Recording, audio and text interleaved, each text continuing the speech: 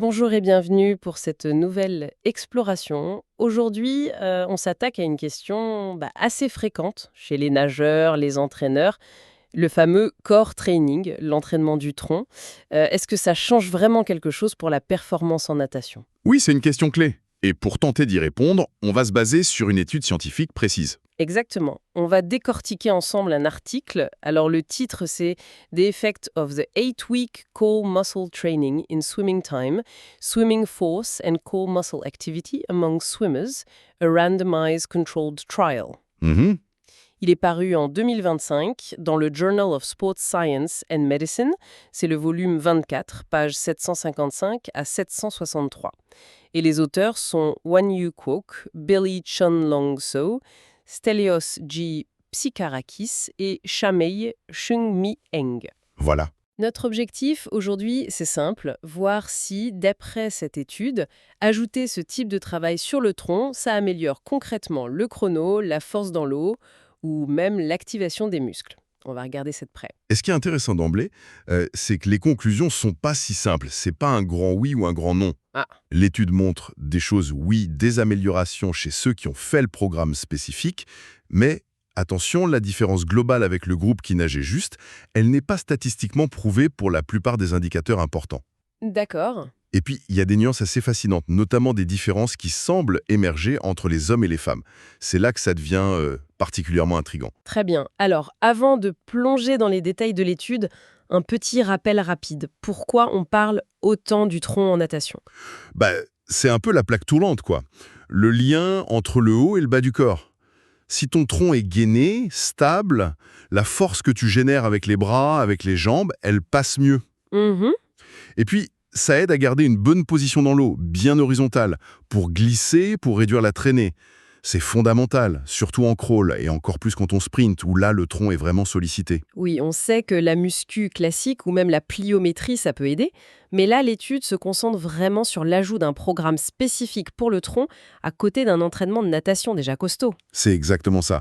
L'étude, méthodologiquement, c'est un essai contrôlé randomisé. C'est plutôt solide comme approche. Ok, Ça a duré 8 semaines. Ils ont pris 32 nageurs, des compétiteurs de clubs, d'au moins 12 ans. Ils les ont mis au hasard dans 2 groupes. Bon, petit détail, il y a une petite différence d'âge moyenne entre les groupes, surtout chez les garçons. Il faut le garder en tête. d'accord. Et donc ces deux groupes, Alors, t'as le groupe expérimental, le G.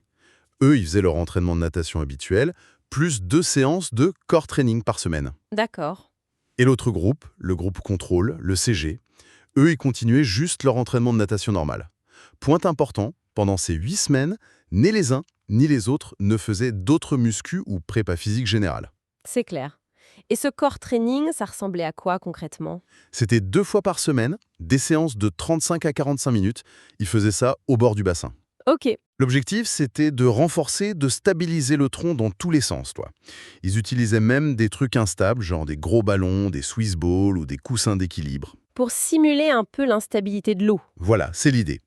Comme exercice, on avait des classiques. La planche, bien sûr, le bird dog, tu sais, à 4 pattes, tu lèves bras et jambes opposés, Oui, oui, le dead bug sur le dos, des extensions pour le dos, et aussi des trucs anti-rotation, comme la presse Pallof. d'accord, assez complet. Et ça a évolué? Oui, l'intensité, le nombre de répétitions, tout ça, ça augmentait progressivement toutes les 2 semaines. C'était supervisé, adapté. Ok. Donc, on a le programme. Comment ils ont mesuré l'effet de tout ça? Il y avait des tests avant et après, j'imagine. Exactement. Pré-test et post-test après les 8 semaines. Ils ont regardé 3 grands domaines. Le premier, j'imagine, c'est la performance pure, le chrono. Tout à fait. Le temps sur un 50 mètres crawl. Ils ont chronométré manuellement. Bon, il y a toujours une petite marge d'erreur, mais c'est classique. Mhm. Ils ont aussi regardé la fréquence de bras, combien de cycles par minute, et calculé la distance par cycle, pour comprendre un peu comment la vitesse évoluait. Logique. Deuxième point, la force. Oui, la force de propulsion. Est-ce qu'ils poussaient plus fort dans l'eau?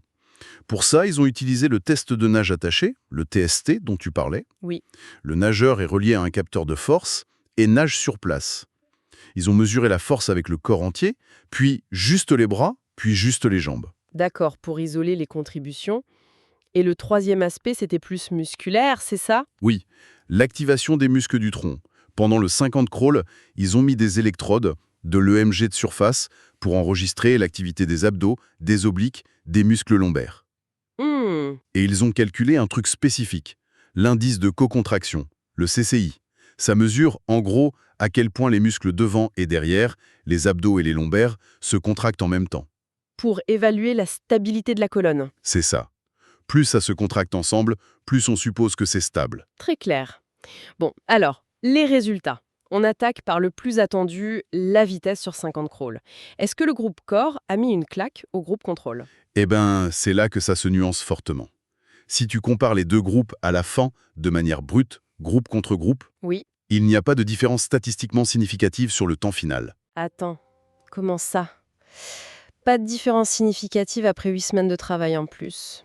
C'est ce que les stats globales disent, entre les groupes. Sur le papier, le groupe corps n'était pas significativement plus rapide que l'autre groupe à la fin de l'étude. C'est un peu décevant, non? Ça peut paraître, oui, mais il faut creuser un peu plus. Si on regarde ce qui s'est passé à l'intérieur du groupe qui a fait le core training, Ah, ben là on voit des choses. Chez les garçons de ce groupe EG, le temps s'est amélioré de manière significative, environ 2% plus vite en moyenne, c'est pas rien. d'accord, quasi 2%, c'est notable. Et leur vitesse de nage aussi, amélioration significative. Et pour les filles au même groupe, le groupe EG? Eux aussi, amélioration significative de la vitesse de nage. Le temps a baissé aussi, mais cette baisse, elle n'était juste pas assez forte pour atteindre le seuil de significativité statistique retenu par l'étude. Hmm. Et le groupe contrôle pendant ce temps? Ceux qui nageaient juste? Eux, ils se sont un peu améliorés, c'est normal avec l'entraînement, mais c'était léger et non significatif statistiquement.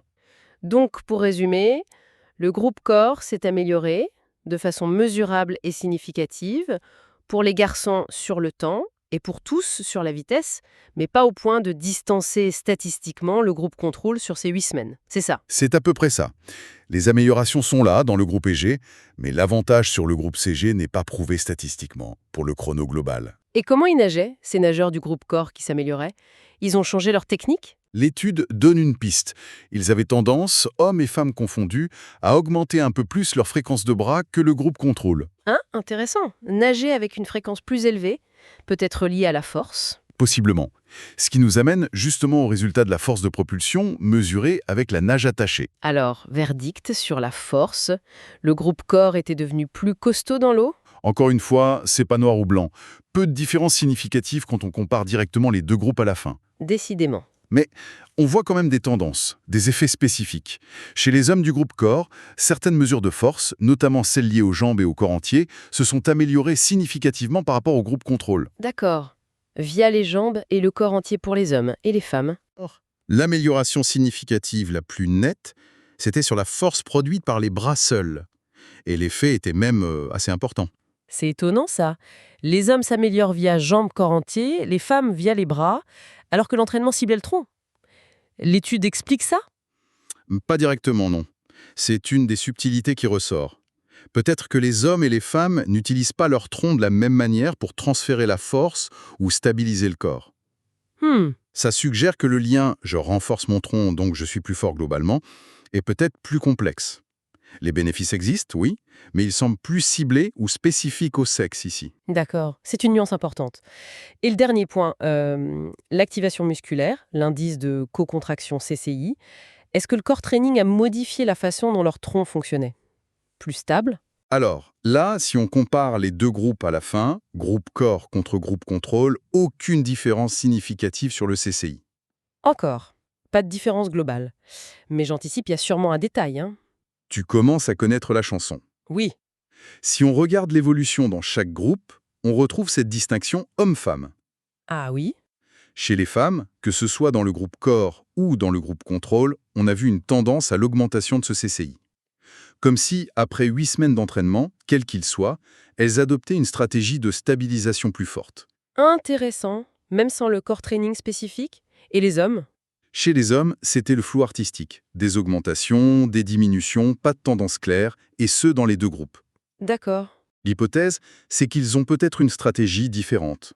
Peut-être pour éviter d'être trop rigides, ce qui coûterait de l'énergie, ou c'est lié à leur masse musculaire. Difficile à dire. Donc, même au niveau de comment les muscles s'activent, la réponse à l'entraînement semble varier entre les sexes, et ce n'est pas juste l'ajout du core training qui fait la différence ici. Exactement. Ça va dans le sens d'autres recherches. Il n'y a pas une seule bonne façon de gainer, et le sexe semble influencer la stratégie spontanément adoptée par le corps. Bon. Alors, essayons de mettre tout ça bout à bout. Qu'est-ce qu'on doit retenir de cette étude au final? Le message clé, c'est vraiment la nuance. Oui, le programme de gainage a eu des effets positifs, des améliorations mesurables chez ceux qui l'ont fait. Surtout les garçons sur le temps. Oui, et tous sur la vitesse, plus quelques aspects de la force, mais ces progrès n'ont pas suffi à démontrer une supériorité statistique globale par rapport à ceux qui ont juste nagé, du moins sur 8 semaines et avec ces mesures-là. Mhm. Ce qui ressort le plus, finalement, c'est peut-être ces améliorations individuelles dans le groupe corps, et surtout, ces différences de réaction entre hommes et femmes, sur la performance, sur la force, sur l'activation musculaire. Et pourquoi on n'a pas vu de différence plus nette entre les groupes alors? C'est que le gainage sert pas à grand-chose ou l'étude avait des faiblesses? Il y a plusieurs pistes. D'abord, le rôle du tronc, c'est beaucoup la stabilisation. C'est peut-être un effet plus fin, plus difficile à mesurer en 8 semaines. D'accord. Ensuite, la taille de l'échantillon. 32 nageurs, c'est correct, mais peut-être un peu juste pour détecter des petites différences avec certitude. Oui, la différence d'âge chez les garçons a pu jouer un rôle. Le chrono manuel, ça ajoute une petite imprécision, et puis 8 semaines, c'est pas si long dans une saison. Peut-être que les bénéfices mettent plus de temps à apparaître ou qu'il faudrait d'autres types d'exercices. Tout ça laisse penser qu'une approche taille unique du core training, c'est peut-être pas l'idéal. Il faudrait être plus personnel. C'est exactement la question que ça soulève. Pour le terrain, pour les entraîneurs, les athlètes, quand tu vois ces réponses différentes hommes-femmes sur la force ou le CCI, Oui, tu te dis que l'entraînement du tronc devrait peut-être être plus adapté à chacun. individualisé. D'accord. Donc, si on conclut, ce programme spécifique a montré des signes positifs, des améliorations chez ceux qui l'ont suivi, mais il n'a pas prouvé, dans cette étude, être largement supérieur à l'entraînement classique seul. La clé, c'est cette complexité. Les bénéfices sont là, mais nuancés, et les réactions varient, notamment selon le sexe. C'est tout à fait ça. Et ça nous laisse avec une interrogation importante pour la pratique. La question n'est peut-être plus si il faut faire du gainage, mais plutôt comment l'intégrer au mieux. Quels exos? Quand dans la saison? Et surtout comment l'adapter aux besoins de chaque nageur, de chaque nageuse, en tenant compte de ces différences. C'est là, je pense, que réside le vrai défi pour optimiser la préparation. Il effectue une repli essentielle, en effet, pour celles et ceux qui voudraient vraiment plonger dans les détails de la méthode, des stats, de toutes ces nuances. On ne peut que recommander la lecture de l'article original. Absolument. Je rappelle le titre, The Effect of the 8-Week Core Muscle Training in Swimming Time, Swimming Force and Core Muscle Activity Among Swimmers, a Randomized Controlled Trial, par Kwak et ses collègues, paru dans le Journal of Sports Science and Medicine. C'est dense, mais très instructif. Mhm. Merci beaucoup de nous avoir suivis pour cette analyse. Pensez à vous abonner et à activer les notifications pour ne pas rater nos prochaines explorations.